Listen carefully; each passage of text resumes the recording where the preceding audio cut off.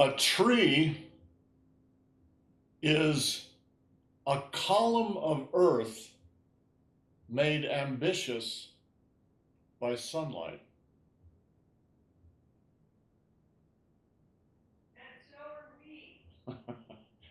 And he says from the other room, and so are we. A tree is a column of earth made ambitious by sunlight.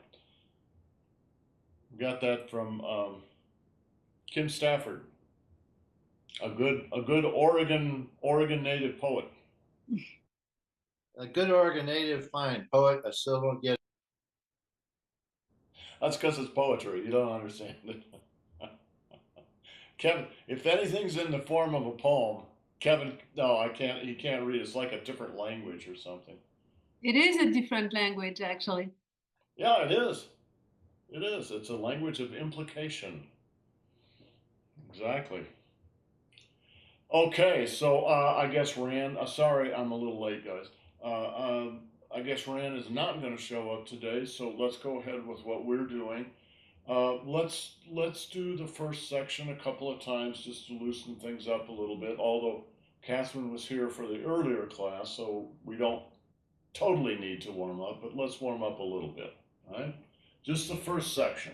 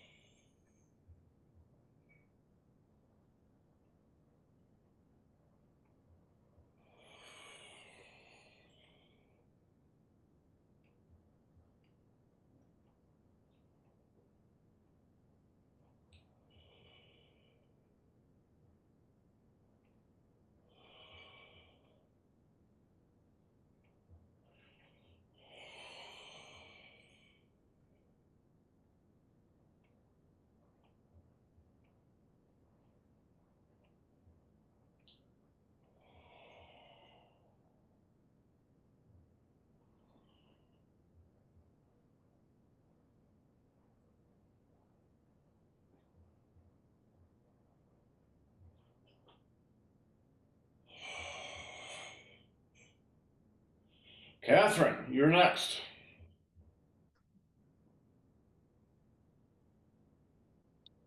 Okay.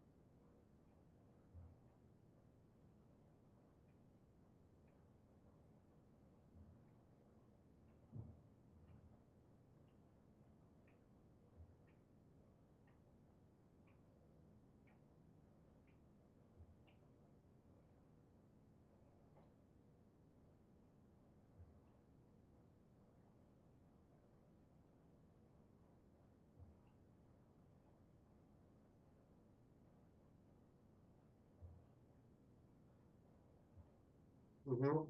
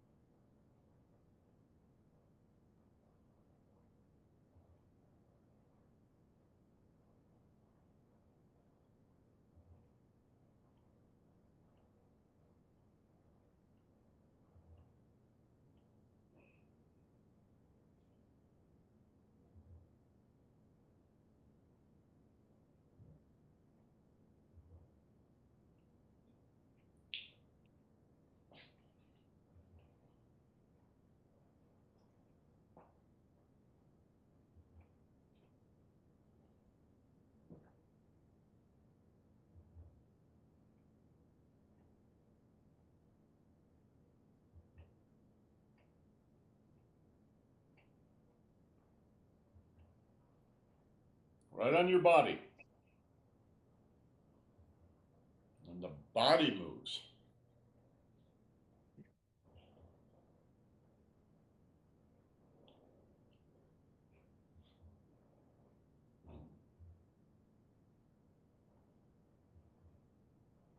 Good. Okay, Ram.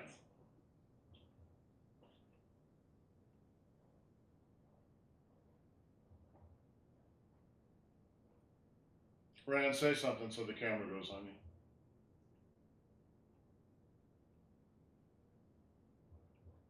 Okay, okay.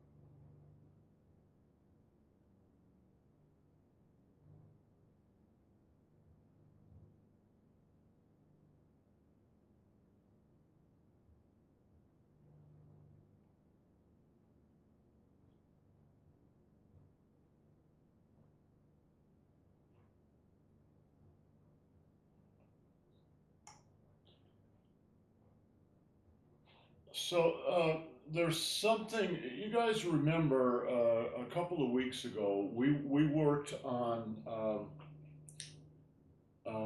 on this move here, right here.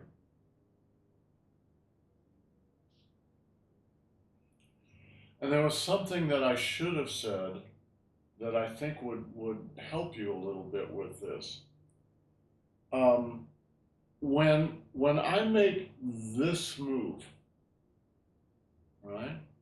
It starts here. I mean, it actually starts in the ground, but right. Let's just look at this. It's a chi path. Let's just look at this one segment of the chi path, right? It starts here, and then it goes to the shoulder, and then it goes to the elbow, and then it goes to the hand. And you should really feel that. Um, it's not just that this is extending your chi, it's also twisting your chi, right? So it begins to twist here. And that twists your shoulder, and then your elbow, and then your hand. It's also twisting the other side too.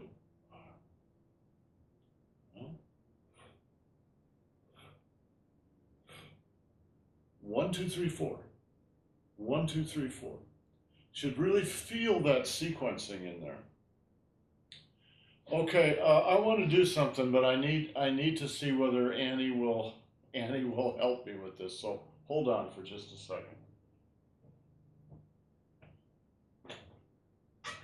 Are you there? Can you come do a demo with us?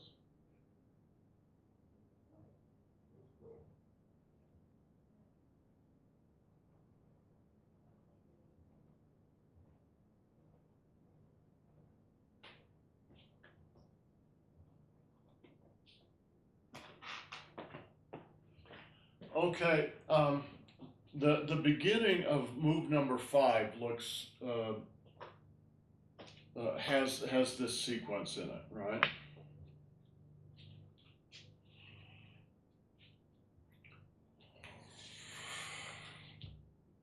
Right here, right? So I'm talking about this.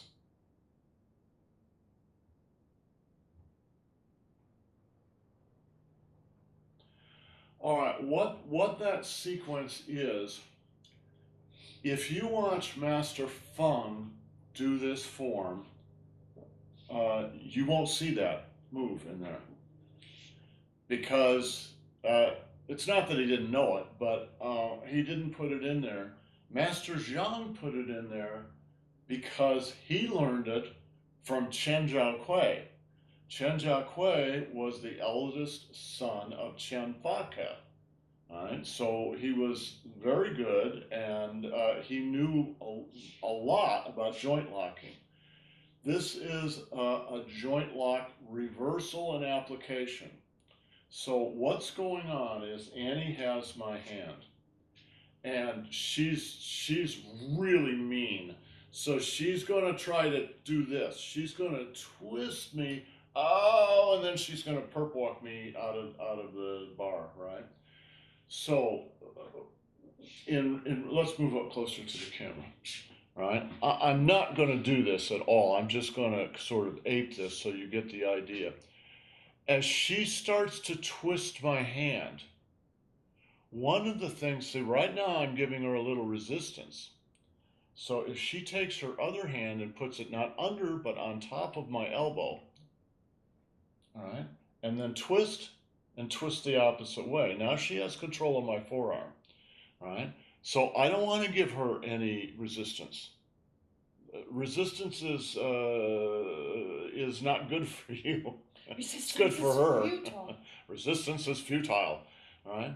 So instead, as she starts to twist, you don't lag behind, you don't go ahead, you go right with her, right? You're just going to go right with her, and that's going to bring my elbow up, and maybe I can clock her in the jaw. And also bringing this really close to your body. Yeah. So, but being the excellent martial artist she is, she sees it coming, and she does have her hand in the right place. So as I start to do that, she resists. All right, now don't resist hard like that. I'm sorry. Well, I'm just saying this. Come here. If you resist hard, right, go ahead and resist hard. Oh, I see. Then I'm going to use your resistance You- against you. I've just given you a handle. So what you want to do if you want to avoid that is just like I'm gently following you. Now you gently follow me. Exactly. All right. Now, but since this is a demo, we're not going to do that. Okay. So I start to do this. She sees me coming. I know it's not going to work. So what I'm going to do, and she's fallen right into the trap here because she's continuing to twist this. I'm going to go over her arm and then rest my arm on her forearm, and I hardly even touching her, and she's already starting to sink. And my weight is forward. Now I'm going to bring my weight backward to the other leg, and she will have to move. All right? So, thank you. You're welcome. So, what this breaks down to right, is in a sense, I'm offering this hand. All right, I'm offering this hand to my opponent, and then this hand comes over. Now, wait a minute, I got to show him one more thing. Come on. I'm busy.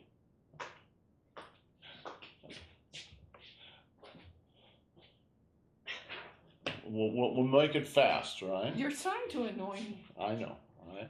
Watch this hand. All right.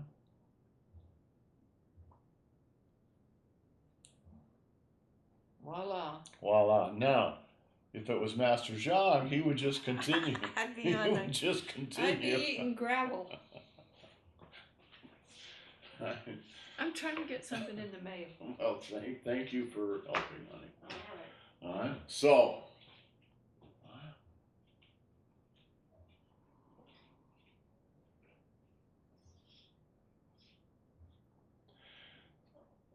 that's what you're doing. Now, you're not actually doing it exactly the way you would do it if you were doing it to someone in real life.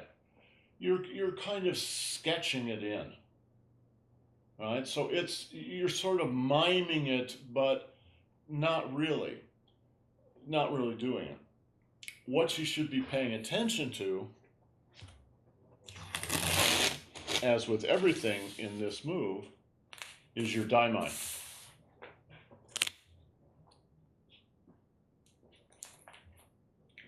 Watch the daimai.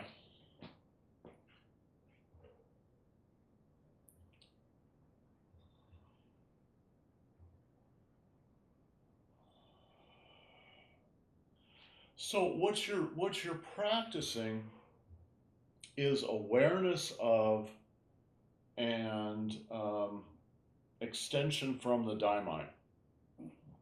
One more.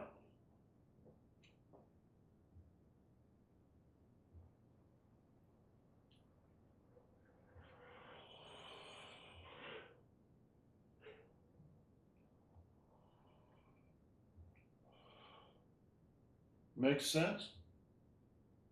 In a way, it's a very simple move. We're not trying to exactly ape the joint lock. What we're trying to do is get at the nagong inside that runs the joint lock. This is what you do in the joint lock.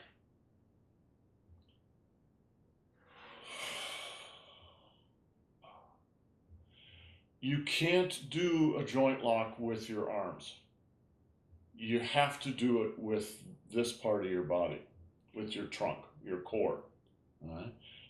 Your arms express it, but the energy is created in here. Catherine, let me see you do it.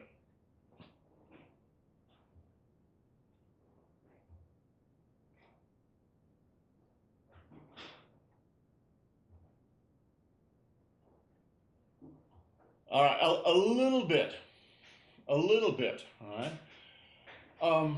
Think about it this way: you cannot move your arm. You cannot move your arms. Only your belly can move your arms.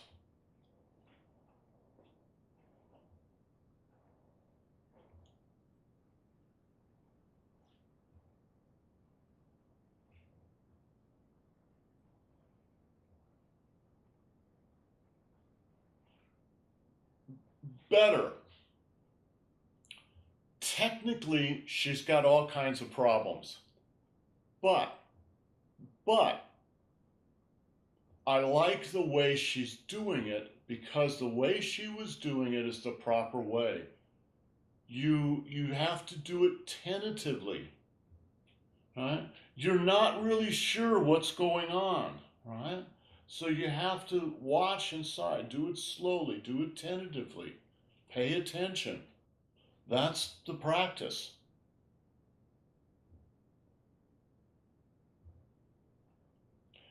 Now, I'm going to do it one more time. I want you to watch my elbows.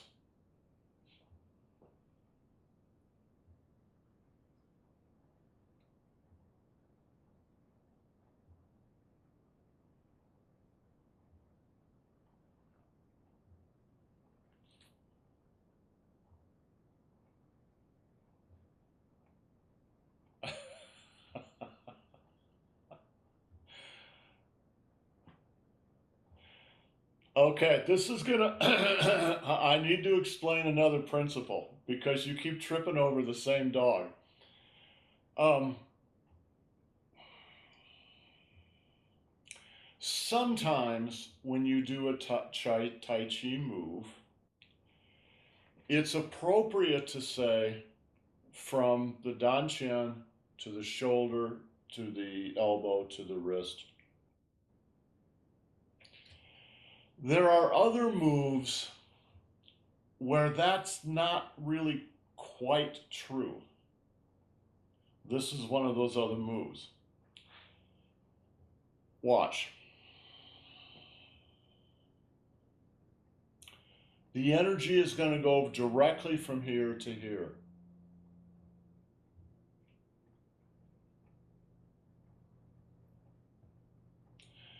Your energy can go through the air. It does not have to trace through the body all the time. You just need to know when it needs to go through the body and when you can go through the air. Watch, Catherine, I'm going to show you what you're doing.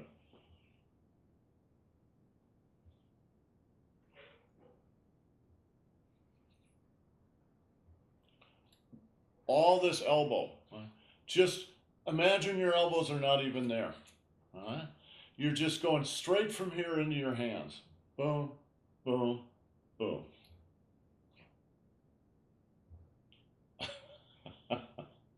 Better. It's a little better. You know, guys, to truly get a move like this, you probably need to work one-on-one with somebody. This is a tricky move. Let me do it with a little bit from the side.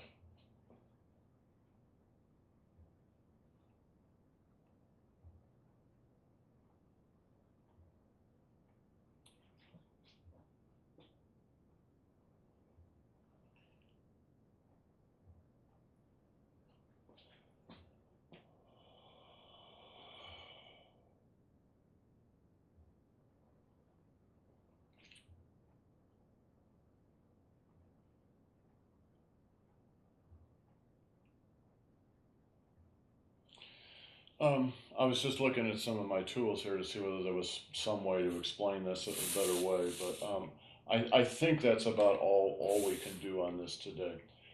Relax your shoulders, relax your elbows, totally relax your elbows, like your arms are ropes.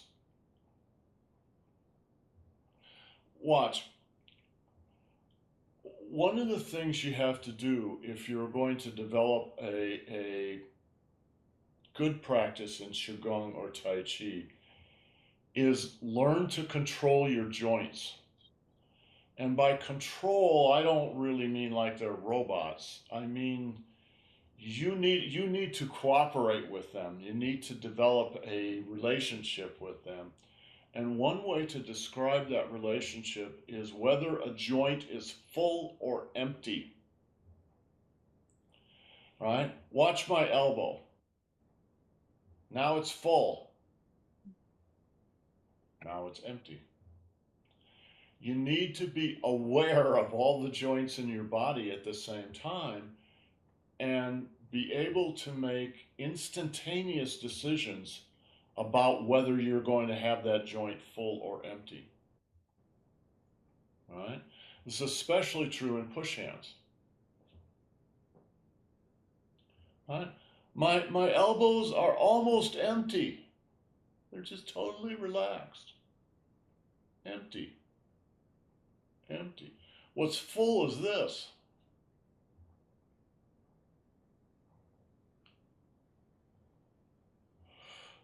Now my elbow's a little more full now.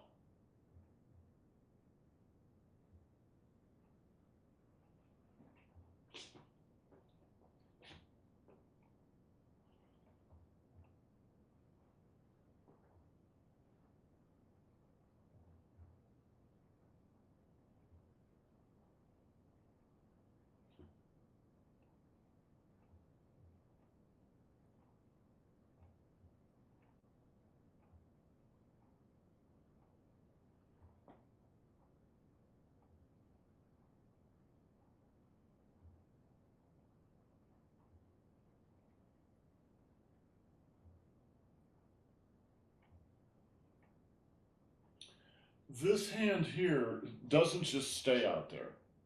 It comes in, it goes out, it comes in, it goes out. Because you're balancing what's happening with this hand. When this hand comes in toward your midline, this hand also comes in toward your midline. When this hand goes away from your midline, this hand goes away from your midline. Right? It comes back into your midline. It goes away from your midline, right? It comes back into the midline and then it stretches out. Watch this hand.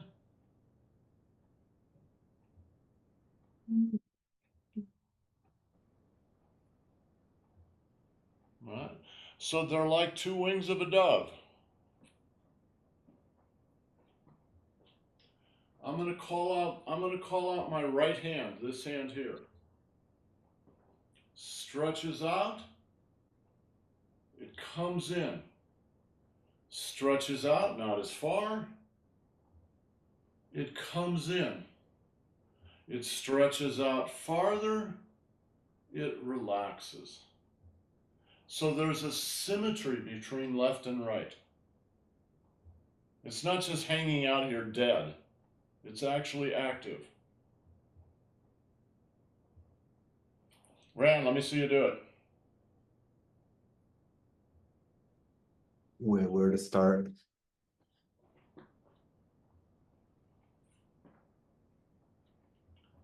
Okay.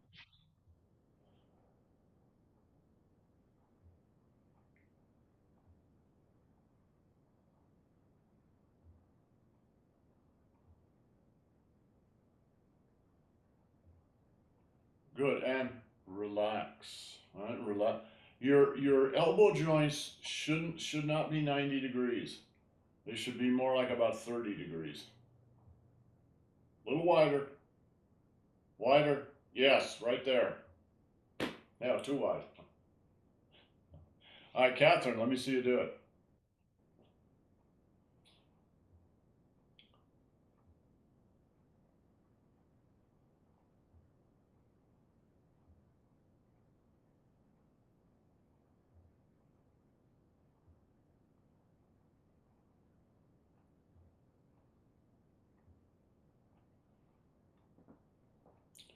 Turn that palm out. Remember the Qigong exercise we did like this? Palms go out.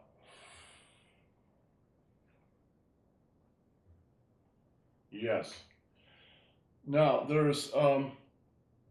there's a point both in that exercise and in this move, and there are other moves that use this same idea. Watch.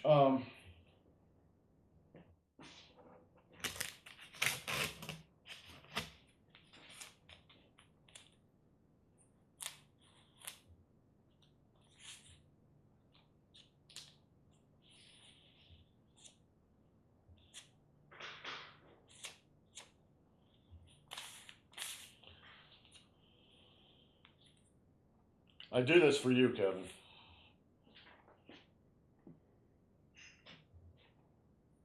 Because I know it amuses you. Now you're Finland.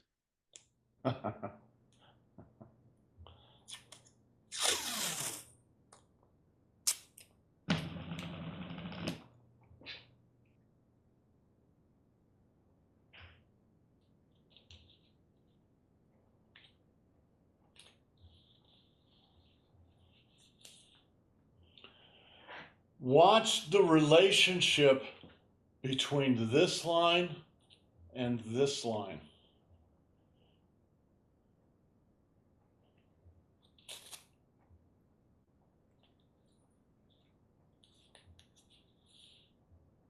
All right.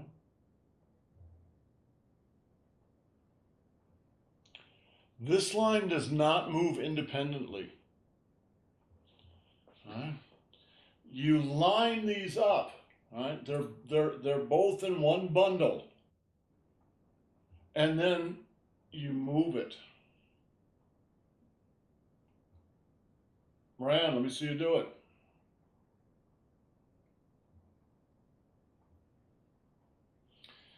Okay. The first thing you got to do when you do a move like this is you've got to root it.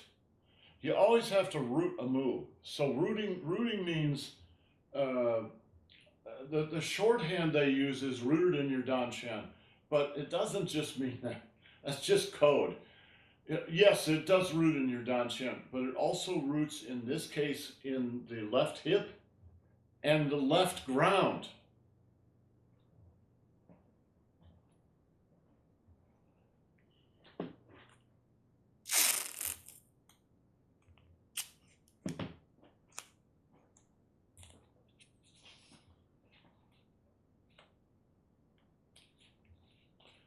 Watch.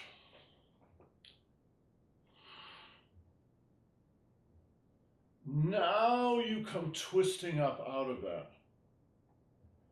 Ground into it, all right? All the way down to the ground. Line these two up so they're in one bundle. And now you come up out of the ground. Now we're doing it on the other side. So I'll have to get more.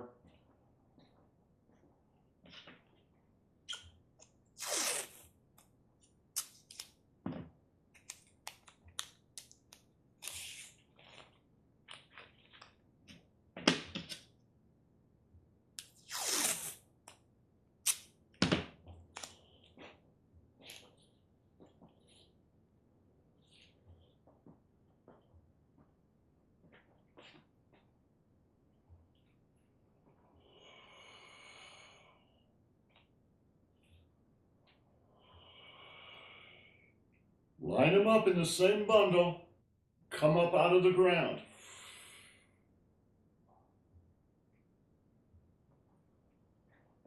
Kevin, does it make sense? Catherine? Clear? I understand. It's just that I have to practice again and again because it's not an easy move. No, of course. But By the way, I guys, do understand. Good. So there are many moves that work actually very, very similar to this. One of them, there are three versions of cloud hands, and this is the third version. There's three versions in the 83, which we'll never do again, all right? One of them looks like this.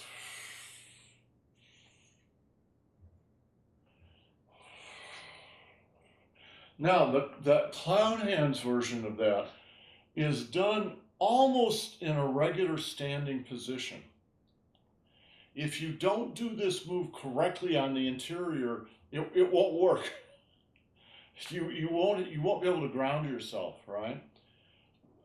Let's say we're doing it like this. So right, you've got a real horse stance, and you can come up out of that horse stance, and boom, it's really strong. But you might not be in a low horse stance. You may be in a high horse stance.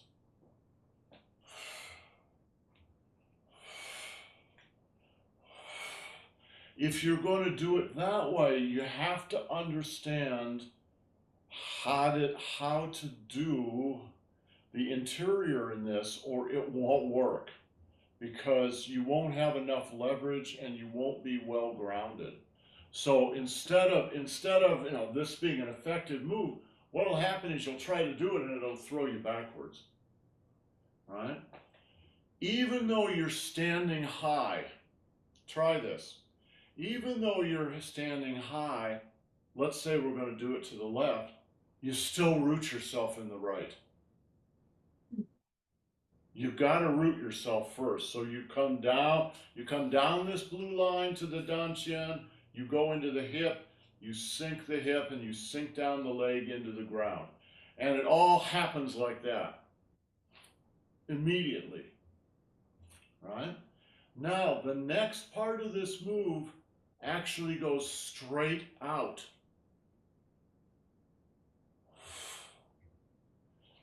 If you're going to go out and you're going to go out high, something needs to go backwards, and it needs to go backwards low.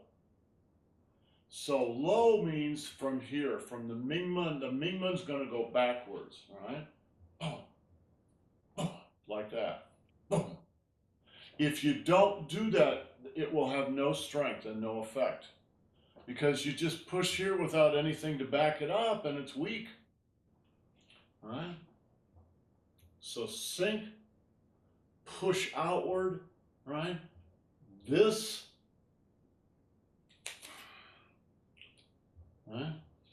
This guy is lined up with this guy, and now you twist both of them, right? Both of them together, twist. Or you could say the white, the power of the white is coming from the blue. Much better, Catherine. Push outward first, and then go to the left. Right? Push out, and then go to the left. Right? Push out, and then go to the right. Yeah, Kevin. So it's hard to see, but you're closing your tanjong At what point? when you push out in the Mingmen. When you push out here, when you start here, you should be in your Mingmen, right? And then that goes into the Mingmen, and now you come into the Tanjong. So you close the Tanjong here, you open the Tanjong here. That's something I forget to do all the time. Well, you don't want to walk around with an open Tanjong. Excuse me, sir, your Tanjong is open. Catherine, let me see you do it.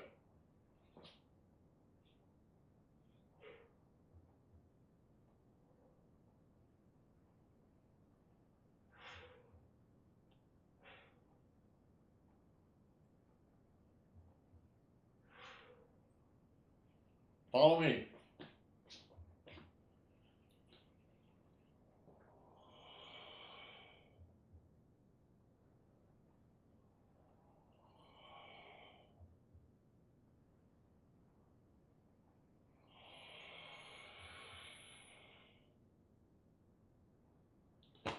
If you get this move, it will feel very strong, because it is very strong. All right. When Master Feng would do it, watch. I can't do it as well as he did it, but I'll try to imitate him.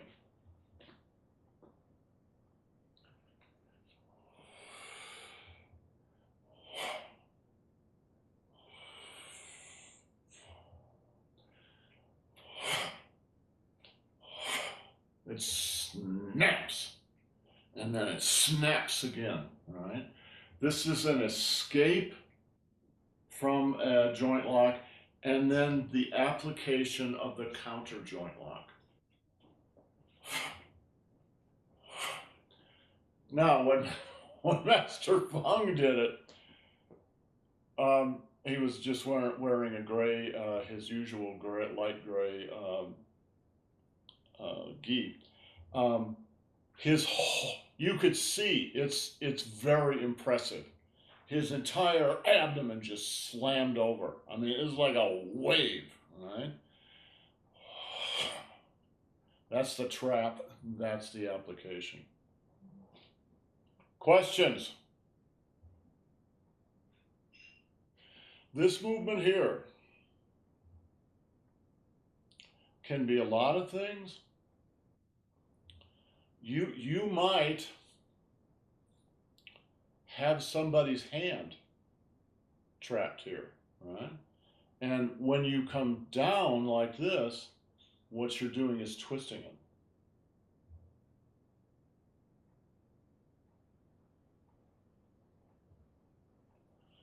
Or it can be a strike.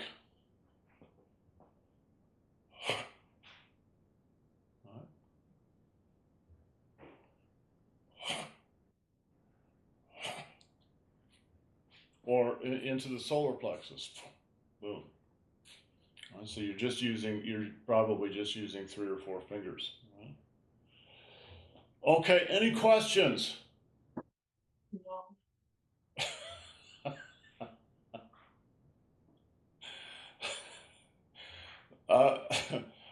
It's hard. It's yes, really hard. It's hard, but you're getting the real stuff now.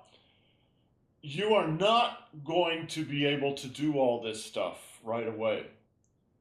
But if it works for you like it works for most serious students, what happens is a year or 2 or 5 years from now, you'll remember something I said and go, oh, that's what he meant. Right? So just be patient and keep practicing. Okay, tomorrow we'll go on to move number 6. Yeah, Kevin. It's just every time you learn something new, then it changes everything you've done in the past, and you're going, rats. Yes, yes.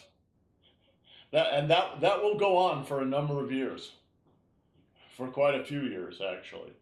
But eventually, honestly, guys, if you treat this really seriously and you're willing to do this for 6 or 8 years, you get to the place where you move out of just being a